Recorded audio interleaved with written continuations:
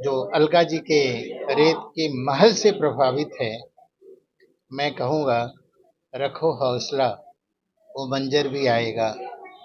प्यासे के पास चलकर समंदर भी आएगा। थक के ना बैठियो, वो मंजिल के मुसाफिर, मंजिल भी आएगी और मंजिल के मिलने का मजा भी आएगा। मेरी मंजिल मेरा हौसला देखकर डर मुझे भी लगा फासला देखकर, पर मैं कदम बढ़ाती गई रास्ता देखकर, खुद ब खुद नजदीक आती गई मंजिल मेरा हौसला देखकर। ये रिश्ते खुद नहीं बनते बनाए जाते हैं, बना के फिर वो हमेशा निभाए जाते हैं। हमारी आंख से गिरते हैं कीमती मोती कि उनमें हम अपने गमों को बहाए जाते हैं, और इस तरह के गमों से दूर करती है ये रेत का महल। जब इसको हम पढ़ते हैं तो आशा का संचार होता है और उससे गम दूर होते हैं। तो रेत के महल के लिए बहुत बहुत अभिनंदन अलका पांडे जी का। घटित होते हुए देखा है और इसलिए बहुत ख़ास है। और आज जब मैंने किताब पढ़ी है तो उन कहानियों में वापस अपने बचपन में गया, उन कहानियों को मैं वापस जिया हूँ और एक नया दृष्टिकोण मैंने देखा। मैं एक उन कहानियों का एक अलग रूप मैंने देखा और बहुत कुछ आज मैं सीखा हूँ। और मैंने देखा कि कैसे अलका जी इन सब चीज़ों को अलग से देखती थी और इस व्यथा को या उस पीड़ा को वो कैसे समझती थी, गहराई से समझती थी। और बस इन्हीं पीड़ा और गहराइयों का नाम है रेत का महल।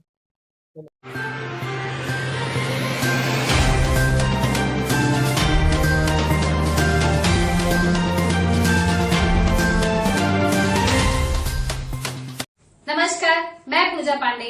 आप देख रहे हैं मेट्रो दिनांक टीवी न्यूज। आइए देखते हैं आज की खास खबर।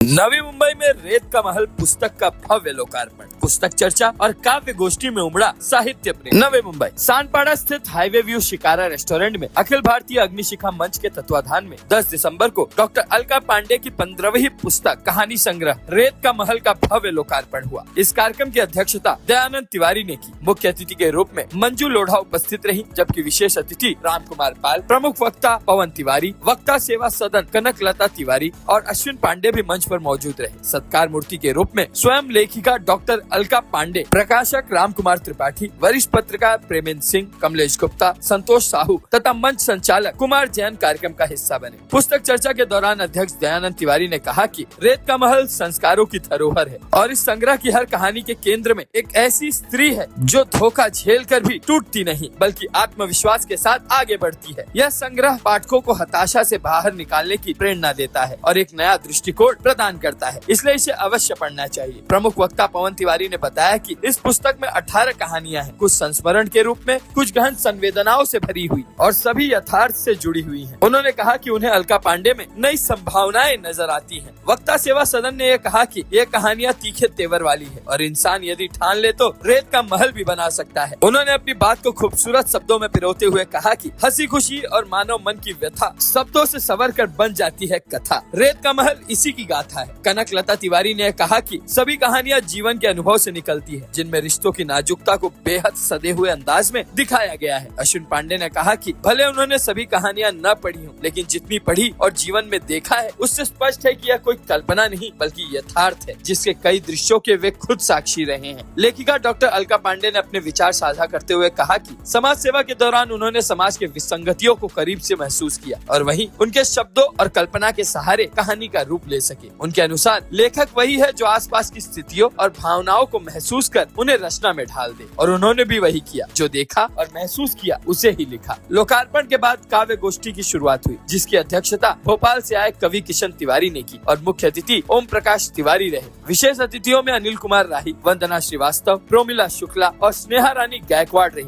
मंच पर एक से बढ़कर एक कवियों ने अपनी अद्भुत रचनाएं सुनाकर माहौल को काव्यमय बना दिया। वंदना श्रीवास्तव, चंद्रिका व्यास, किशन तिवारी, दिलीप ठक्कर, अश्विन पांडे, सेवा सदन, प्रसाद प्रज्वल वागदरी, राकेश मणि त्रिपाठी, पल्लवी रानी, विशंभर दयाल तिवारी, राम स्वरूप साहू, कल्पेश यादव, सुशील शुक्ला नाचीज, अनिल कुमार राही, नंदलाल क्षितिज, पवन तिवारी, अर्चना, पूनम, मीनाक्षी शर्मा, पंकज, कविता झा, दुर्गावती गुप्ता, भारती वाडेकर, स्नेह रानी गायकवाड़, सुशीला शर्मा, त्रिलोचन सिंह अरोड़ा, प्रोमिला शुक्ला, डॉक्टर दया शुक्ला, यदुवंशी रवि यादव, पीयूष सिंह, राम कुमार, ओम प्रकाश पांडे, ओम प्रकाश सिंह, सुरेंद्र प्रसाद घई, डॉक्टर शारदा प्रसाद दुबे, धनंजय राख, डॉक्टर नीलिमा पांडे, लक्ष्मीकांत कमल नयन और रमेश गायकवाड़ जैसे प्रतिष्ठित कवियों ने अपनी प्रस्तुतियों से दर्शकों का मन मोह लिया। कार्यक्रम के अंत में डॉक्टर अलका पांडे ने सभी अतिथियों, कवियों, कवियत्रियों, पत्रकारों और दर्शकों का आभार व्यक्त किया। उन्होंने विशेष रूप से अपने पूजनीय दीदी अनीता मेहरा, आदरणीय अशोक मेहरा और शिकारा होटल का धन्यवाद दिया। उन्होंने कहा कि सबके आने से कार्यक्रम सफल हुआ।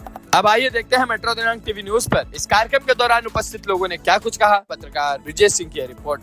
सबसे पहले मैं डॉक्टर अलका पांडे जी को बधाई देता हूँ कि रेत का महल जैसा बढ़िया कहानी संग्रह उन्होंने लोगों को दिया है। मैं अलका जी को वर्षों से जानता हूँ कि वह एक बहुत बड़ी समाज सेविका हैं और उसके साथ एक बड़ी लेखिका बन गई हैं। वो उन्होंने इस पुस्तक में जो 18-19 कहानियाँ लिखी हैं, यह एक भी कहानी काल्पनिक नहीं है।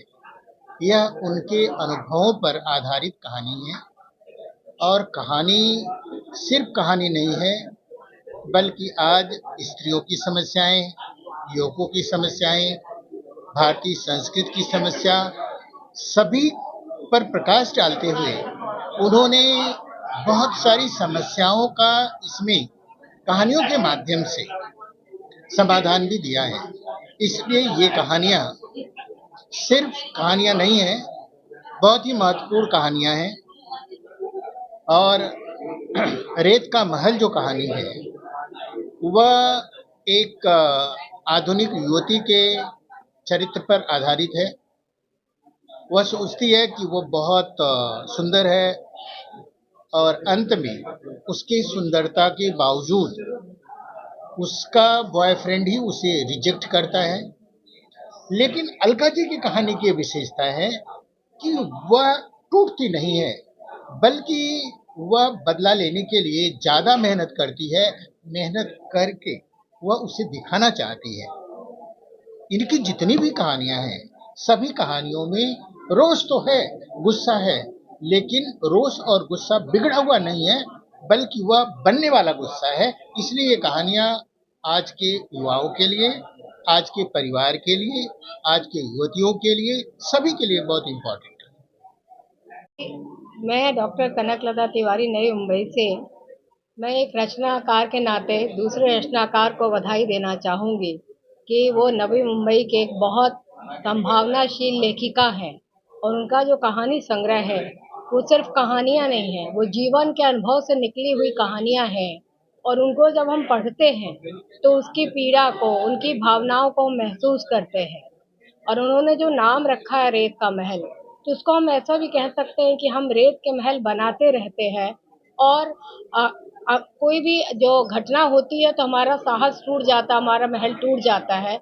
इनकी कहानी ये संदेश देती कि नहीं, हमें रेत की तरह भरभरा कर नहीं गिरना है, उससे फिर नया महल खड़ा करना है।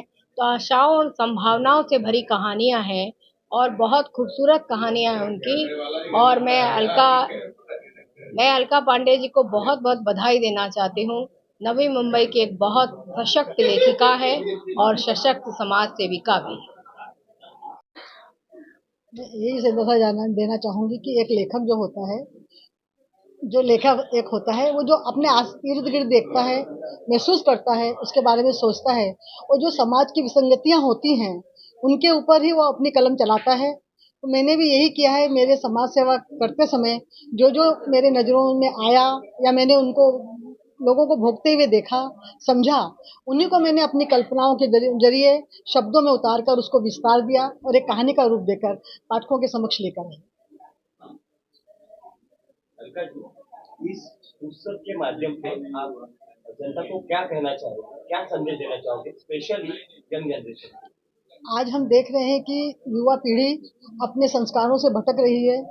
हम परिवारों में देखते हैं कि इलेक्ट्रॉनिक मीडिया का इतना प्रभाव उनके ऊपर आ गया है कि अभी उनको पढ़ने की लत धीरे धीरे कम होती जा रही है। तो हम यही चाहेंगे कि वो पढ़ने की आदत डालें और जो हमारे संस्कार हैं उनमें उनमें वो संस्कार आए, वो जो तिरोहित होते जा रहे हैं। क्योंकि मैं यदि वृद्धाश्रम में जाती हूँ तो वहाँ भी देखती हूँ कि बड़े बड़े घरों के माता पिता ज़्यादा वृद्धाश्रम में हैं, बल्कि झोपड़पट्टी के माँ बाप तो अपने बेटों बच्चों के साथ में रहते हैं। लेकिन जितना बड़ा धनाढ्य परिवार है, उनके बच्चों के पास समय नहीं है कि अपने माता पिता की सेवा कर सकें। एक मेरे पास अभी लेटेस्ट एक किस्सा ऐसा आया कि एक बेटी फॉरेन में है, माँ यहाँ पे अकेली है।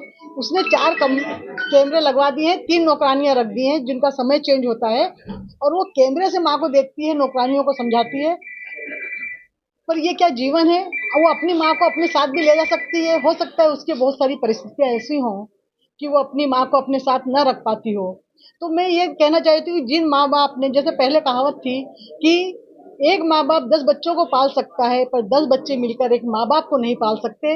आज की स्थिति ये हो रही है, और हमें बच्चों में ये सिखाना है कि यदि आप अपने माँ बाप की कदर नहीं करोगे तो ये समाज धीरे धीरे कहाँ जा रहा है।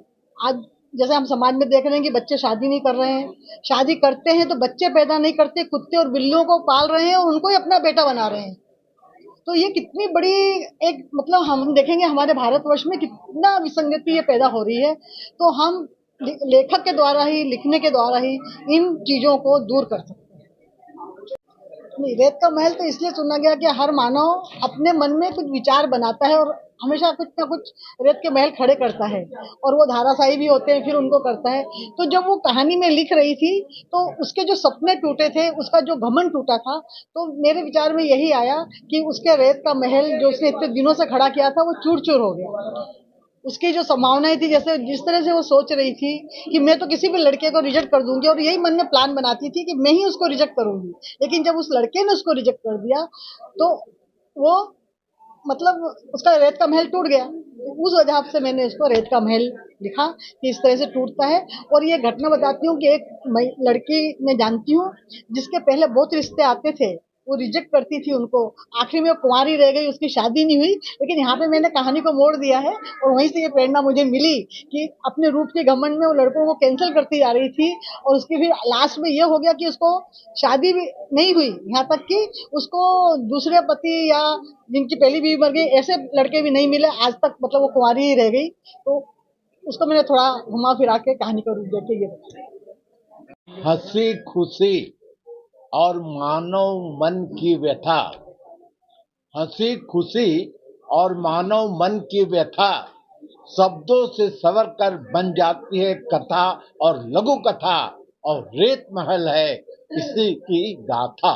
रेत महल है इसी की गाथा। रेत का महल पुस्तक के लिए संदेश कम है। मैं आह्वान कर सकता हूं कि कोई हर व्यक्ति इसको पढ़े, न केवल पढ़े बल्कि उसको समझे, क्योंकि आज कमी उसी चीज़ की है कि हम पढ़ते हैं लेकिन उसको आत्मसात नहीं करते हैं। तो जो भी पढ़ने वाले हैं या सुनने वाले, उनसे मैं यही कहूँगा, चाहे रेत का महल हो या और कोई साहित्य रचना हो, उसको भले ही एक पृष्ठ पढ़े, लेकिन उस पृष्ठ को ये समझ के चले कि उनकी जीवन की कहानी है, और उसमें अगर उतरेंगे तो निश्चित रूप से परिवर्तन संभव है। अन्यथा सिर्फ पेज पलटने से, किसी का मन रखने के लिए पेज पलटने से कुछ नहीं होगा, जब तक आप उन पन्नों में लिखे हुए शब्दों के साथ अपने आप को नहीं जोड़ें। नमस्कार, मेरा नाम अश्विन पांडे है और मैं श्रीमती अलका पांडे जी का सुपुत्र हूँ। मेरे लिए तो आज बहुत गर्व की बात है कि आज मेरी मम्मी की 15वीं पुस्तक का विमोचन हुआ है। और ये पुस्तक मेरे लिए बहुत ख़ास इसलिए भी है क्योंकि ये कहानियों का संग्रह है, और ये कहानियों का मैं हिस्सा रहा हूँ।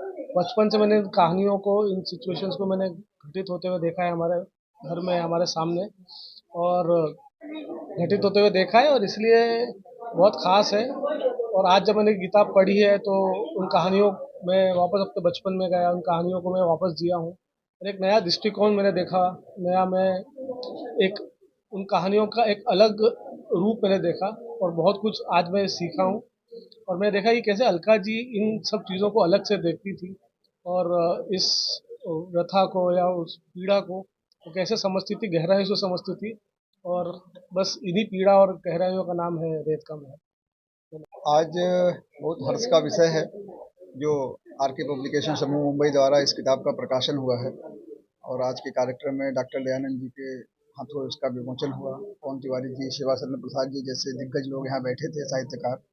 और मैं बताऊं कि ये पुस्तक जो है आम जनजीवन की कहानियां हैं जो हमारे समाज में आसपास फैली हुई हैं। हर एक कहानी एक ऐसे विषय को छूती है जो हम आप महसूस करते हैं। तो अलका पांडे जी का जो लेखन है वो समाज सेविका रही हैं, समाज से जुड़ी रही हैं, तो उनकी रचनाओं में भी वही चीज़ें झलकती हैं। तो आज एक ये बहुत हर्षित करने वाला समय रहा है और मैं अलका पांडे जी को हार्दिक बधाई देता हूँ। उन्होंने इस अच्छी पुस्तक का लेखन किया है और एक समाज को एक नई दृष्टि प्रदान की है। बहुत बहुत धन्यवाद। देखिए, सर्वप्रथम तो रेत का महल जो कहानी संग्रह है उसके लिए मैं बहुत सारी बधाई देता हूँ लेखिका अलका पांडे जी को। और एक यथार्थवाद जो कहानियों का जो मूल तत्व है, जो कहानियाँ सबसे ज़्यादा प्रभावशाली रही हैं, जो यथार्थवाद के निकट रही हैं। मुझे लगता है ये सारी कहानियाँ, इसमें जो 18 कहानियाँ हैं, वो जीवन के अनुभवों पर, कटु अनुभवों पर, संवेदनात्मक स्तर पर बहुत सघन है इनकी संवेदनाएं, अनुभव अलका जी के, और उन संवेदनाओं को उन्होंने कहानी के रूप में पिरोया है। तो मुझे लगता है कि जब संवेदना और यथार्थ एक कथा के रूप में आते हैं तो कहीं न कहीं वो पाठकों के हृदय को छूते हैं। और ये कहानियाँ ऐसी ही हैं। इसमें एक कहानी तड़प है, जो है अस्तित्व है। रेत का महल तो है ही एक, लेकिन मुझे लगता है कि इसमें जैसे तड़प जैसी कहानियाँ आने वाले समय में पाठकों को न केवल प्रभावित करेंगी बल्कि जो नए रचनाकार हैं उन्हें भी लिखने के लिए प्रेरित करेंगे। तो मेरी ढेर सारी शुभकामनाएं इस अच्छे कथा संग्रह के लिए। और मंच पर आज के हमारे समारोह अध्यक्ष आदरणीय दयानंद तिवारी जी और आज के प्रमुख वक्ता पवन तिवारी जी, आदरणीय सेवा सदन जी, आदरणीय मेरी बहन कनकलता और कमलेश गुप्ता, और जिसके लिए हम यहाँ उपस्थित हुए वो नहीं होते तो शायद हम आज उपस्थित नहीं होते, ऐसे मेरे भाई प्रकाशक राम कुमार त्रिपाठी जी, और हमेशा मंच को सुंदर शब्दों से संजोते रहते हैं और हमेशा मंच संचालन उत्कृष्ट मंच संचालन करते हैं। ऐसे कुमार जैन साहब एक ही अच्छे वरिष्ठ गजलकार हैं, शब्दों के चितेरे हैं, और सबसे बड़ी बात यह है कि मेरे हर प्रोग्राम में निस्वार्थ भाव से सेवा देते हैं। और इन्होंने देते ही नहीं, उसका वादा भी किया है। अलका जी, आपके हर प्रोग्राम में मैं निस्वार्थ निःशुल्क सेवा और यहाँ पर मैं मेरे बच्चों का जिक्र करना भी बहुत जरूरी समझती हूँ। मेरे सुपुत्र अश्विन पांडे, मेरी बेटी आरती पांडे, इन लोगों ने मुझे उस समय इतना संभाला जब मिस्टर पांडे मुझे इस दुनिया में छोड़ के चले गए थे। तब तो ऐसा लग रहा था जैसे ये दुनिया थम गई है, अब कुछ आगे काम होगा नहीं। लेकिन मेरे बच्चों ने मुझे बहुत सबल दिया। उन्होंने मुझे कहा कि माँ तो घर नहीं बैठेगी, जिस तरह से पहले जीती थी आज वैसे ही जीतेगी, और घर की चिंता मत करना, मेरे बेटे भी इतना चला सकता है। वो साहस मुझे उन्होंने दिया, जिसकी वजह से आज मैं फिर यहाँ पे खड़ी हूँ। और अपने बारे में क्या कहूँ, अपने लिए कुछ कहने के पहले किसी की तो पंक्तियाँ मुझे याद आ रही हैं। मैं कहूँगी, मेरी मंजिल मेरा हौसला देखकर, डर मुझे भी लगा मेरा फासला देखकर, मैं कदम आगे बढ़ाती रही रास्ता देखकर, खुद ब खुद नजदीक आती गई, मेरे करीब मंजिल मेरा हौसला देखकर।